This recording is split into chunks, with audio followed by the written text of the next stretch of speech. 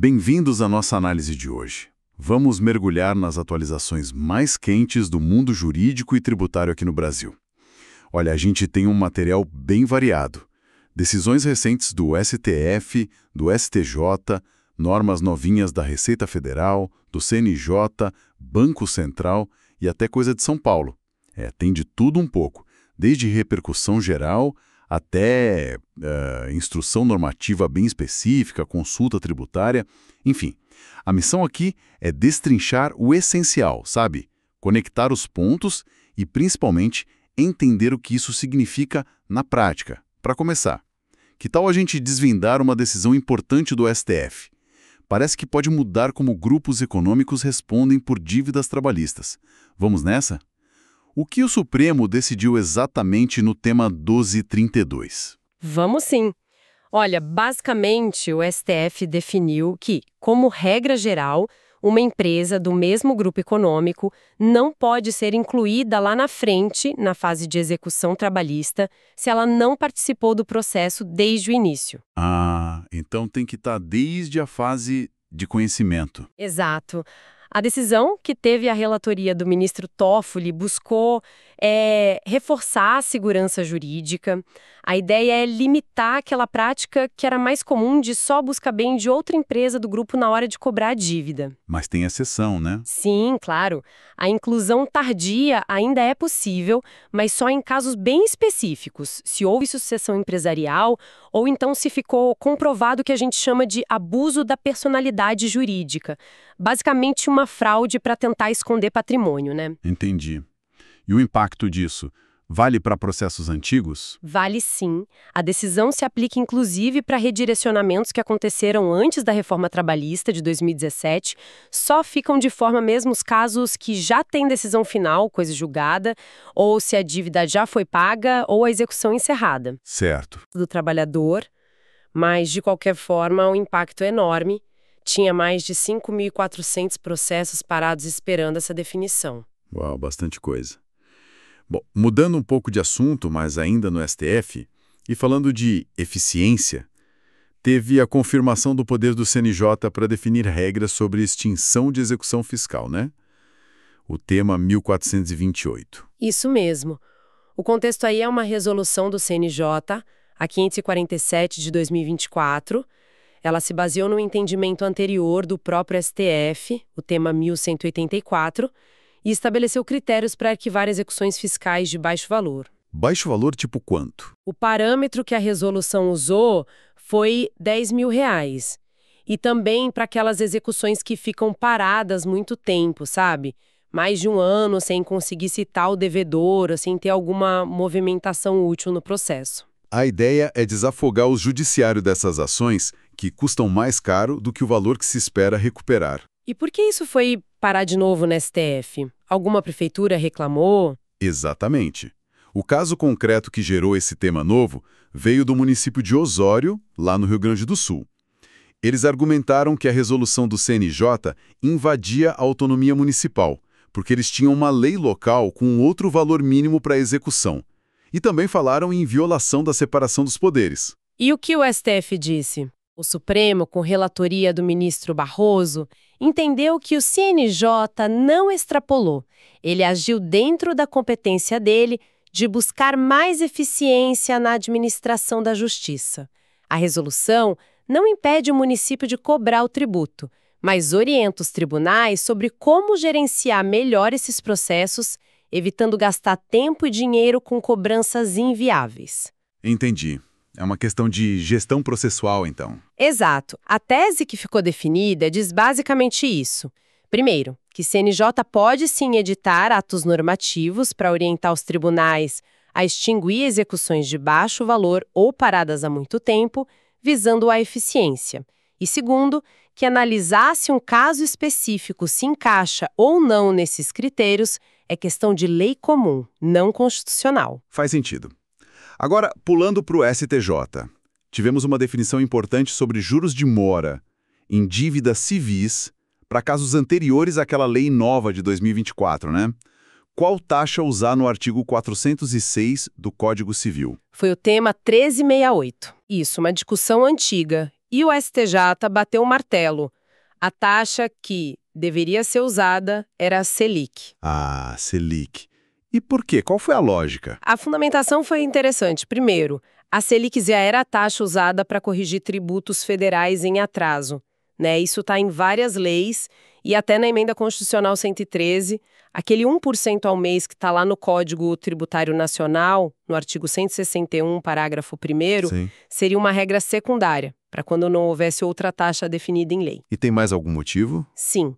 Outro ponto forte é que a Selic já engloba tanto os juros quanto a correção monetária.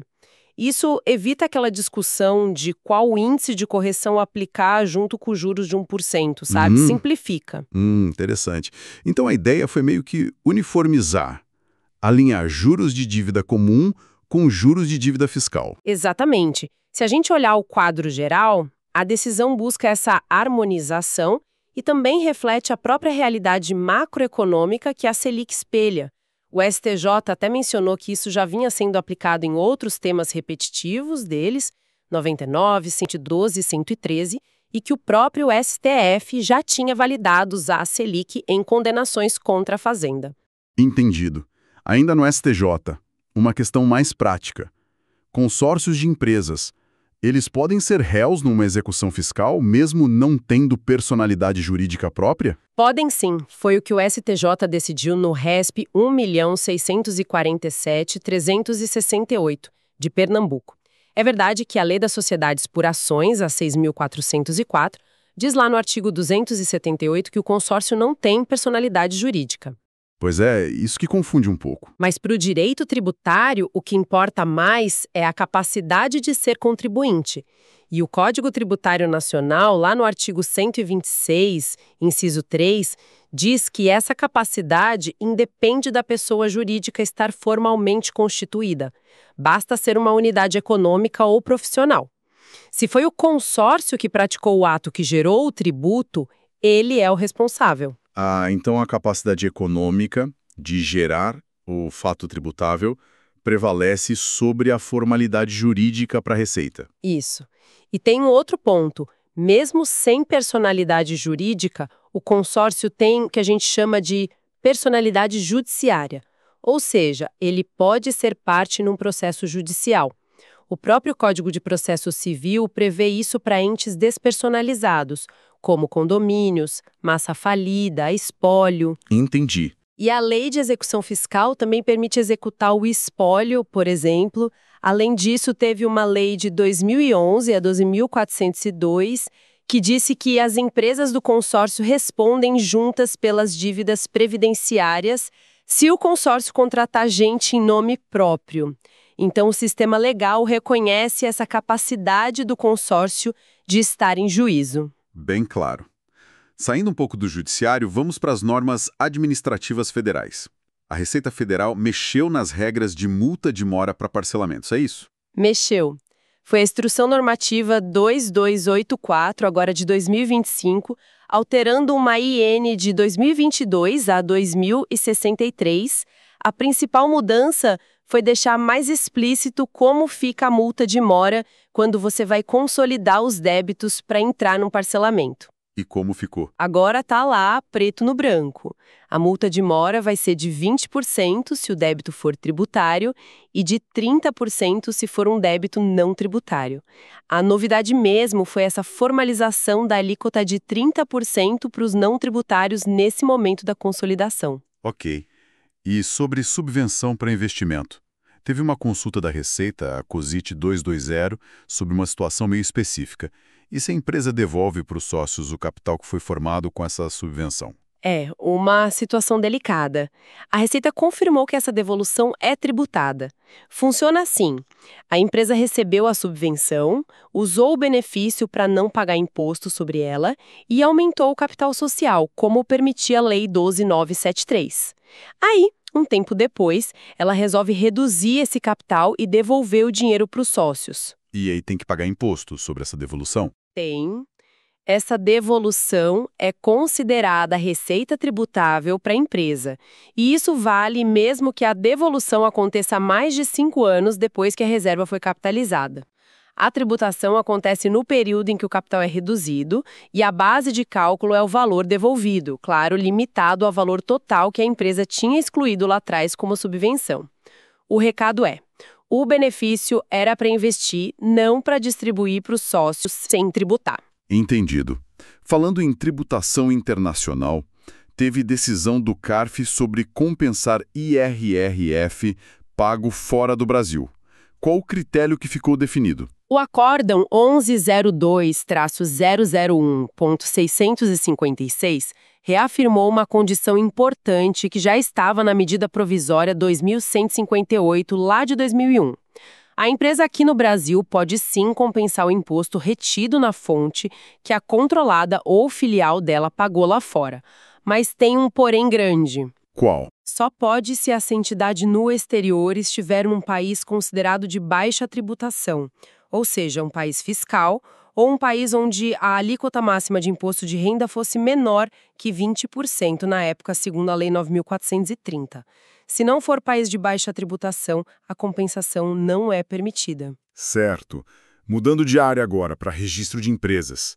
O DREI simplificou a abertura de cooperativas, né? Com que objetivo? O foco principal, segundo a Instrução Normativa 3 de 2025, é a inclusão social e, claro, a simplificação. Para poder usar esse regime simplificado, a cooperativa tem que cumprir alguns requisitos. Quais seriam? Todos os cooperados têm que ser pessoas físicas, têm que usar uns modelos padronizados de ata de constituição e de estatuto que o próprio DREI fornece, e todo o processo tem que ser feito com assinatura digital pela plataforma da Junta Comercial. Facilita bastante, imagino. Com certeza, mas é importante notar, essa simplificação não vale para cooperativas de crédito nem para cooperativas de planos de saúde, porque essas têm regras mais complexas e específicas. Ok. E com a reforma tributária aí na porta, a gente viu algumas ferramentas tecnológicas novas aparecendo. Teve uma API do Conformidade Fácil e uma tabela de correlação da receita. O que é isso? São passos importantes para ajudar as empresas a se adaptarem, né? A Receita liberou uma API, que é uma interface de programação gratuita do projeto Conformidade Fácil.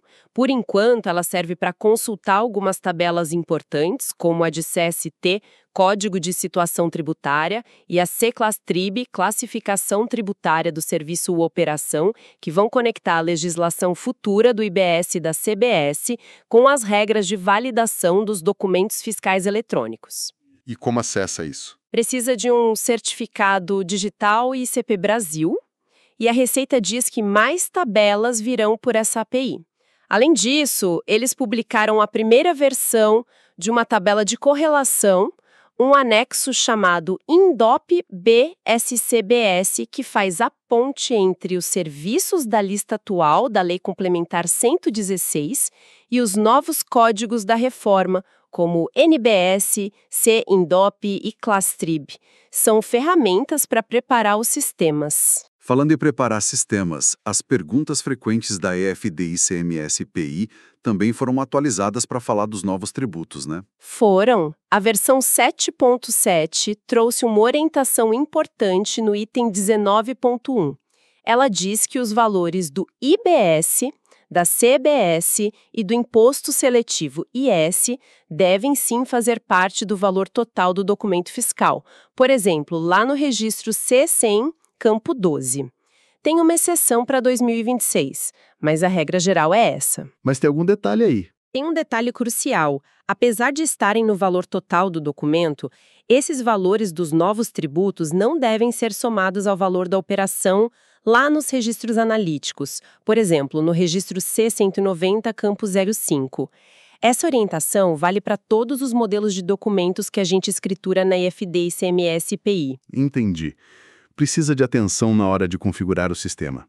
Bom, a Receita também resolveu uma divergência antiga sobre PIS/COFINS para serviços de vigilância e monitoramento eletrônico. Como ficou essa história? Ficou interessante. A solução de divergência COSIT número 1 de 2025 esclareceu isso. O ponto central é entender como era a regra antes e como ficou depois de uma lei nova. Antigamente, a regra que obrigava certas empresas do lucro real a ficarem no regime cumulativo de PIS/COFINS era ligada à empresa ser autorizada por uma lei específica. a 7.102, que tratava da vigilância com vigilante armado, segurança privada tradicional. Certo. E o monitoramento eletrônico, aquele feito por câmeras, alarmes... Pois é. Esse tipo de serviço, mais tecnológico e sem um vigilante físico ali, não era exclusivo daquelas empresas autorizadas pela Lei 7.102. Então, a interpretação da Receita foi que, se uma empresa que só fazia monitoramento eletrônico estivesse no lucro real, ela deveria seguir a regra geral do lucro real, que é o regime não cumulativo de PIS/COFINS. Mas teve uma lei recente que mudou isso, não foi? Exatamente. A Lei 14.967, de 2024, que é o novo Estatuto da Segurança Privada, criou uma categoria própria para essas empresas de monitoramento eletrônico e, mais importante, essa lei alterou a legislação do PIS/COFINS para incluir expressamente essas empresas de monitoramento na obrigatoriedade do regime cumulativo. Ah, então agora elas são cumulativas. Mas a Receita, nessa solução de divergência, considerou que essa mudança da Lei 14.967 foi uma inovação. Ela criou uma regra nova, não foi só uma interpretação do que já existia. Por isso, a obrigatoriedade do regime cumulativo para o monitoramento eletrônico só vale a partir da vigência dessa lei nova, ou seja, de 2024 para frente. Para trás, valia a regra antiga, não o cumulativo, para quem era do lucro real. Entendido. Uma distinção importante para o passado. E voltando rapidinho às subvenções, mas agora olhando pela nova lei, a 14.789 de 2023. Como ficam os créditos presumidos de ICMS? Teve a solução de consulta COSIT 224 sobre isso. Essa consulta só confirmou o que a lei já dizia de forma bem clara. Desde 1º de janeiro de 2024, com a nova lei em vigor, não existe mais a possibilidade legal de excluir da base de cálculo do IRPJ, para quem está no lucro real, da CSLL, do PIS e da COFINS, no regime não cumulativo, as receitas que vêm de subvenções para investimento. E isso inclui os créditos presumidos de ICMS. Inclui sim. A consulta deixou isso explícito. Mesmo as subvenções que decorrem de crédito presumido de ICMS não podem mais ser excluídas da base desses tributos federais. A regra antiga que permitia isso foi expressamente revogada pela Lei 14.789. Ok, fim da linha para esse benefício, então. Para a gente fechar as normas federais, parece que tiveram atualizações mais técnicas em programas da IFD, né? Coisa rápida. Isso, atualizações mais de manutenção. O PVA da IFD ICMS-PI foi para a versão 6.0.1, basicamente para corrigir alguns errinhos. Já o PGE da IFD Contribuições foi para a versão 6.1.0. Essa teve algumas novidades um pouco mais relevantes. Tipo o quê? Por exemplo, agora o sistema permite informar um CST diferente de 01, que é tributado, lá no registro F200, que trata de atividade imobiliária, desde que você preencha um registro filho, o F211, indicando um processo administrativo ou judicial que justifique aquele tratamento tributário diferente.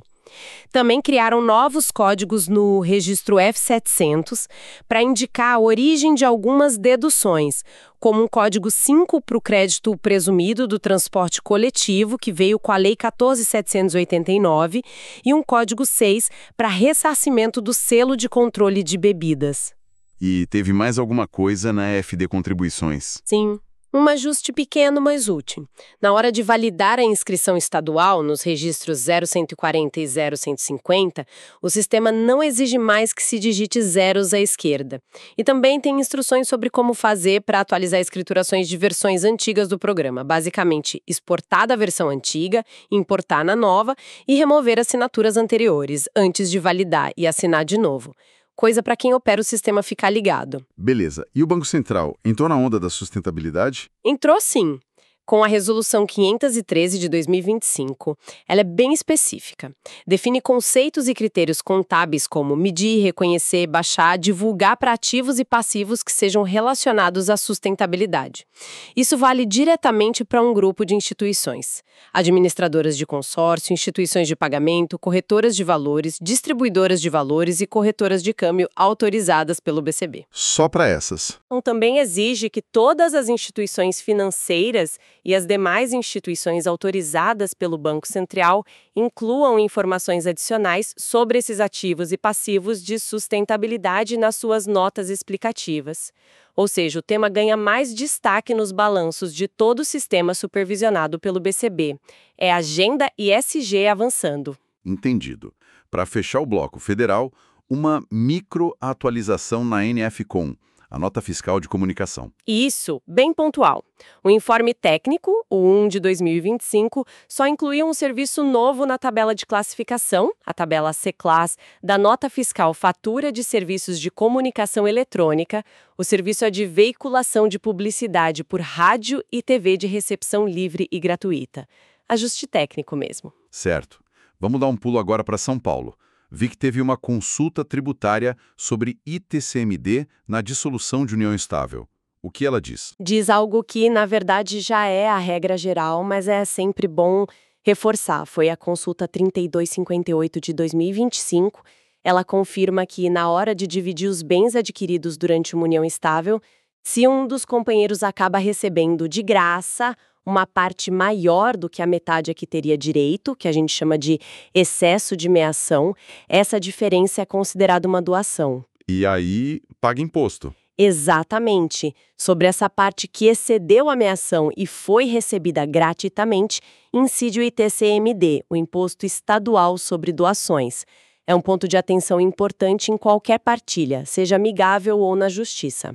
Certo. E no campo do direito de família, teve um caso interessante julgado pelo TJSP, né?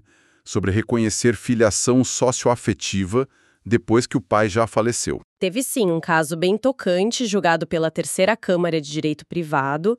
Era a situação de uma mulher que foi criada como filha por um homem desde o nascimento, porque a mãe biológica dela faleceu no parto e o pai biológico concordou com isso.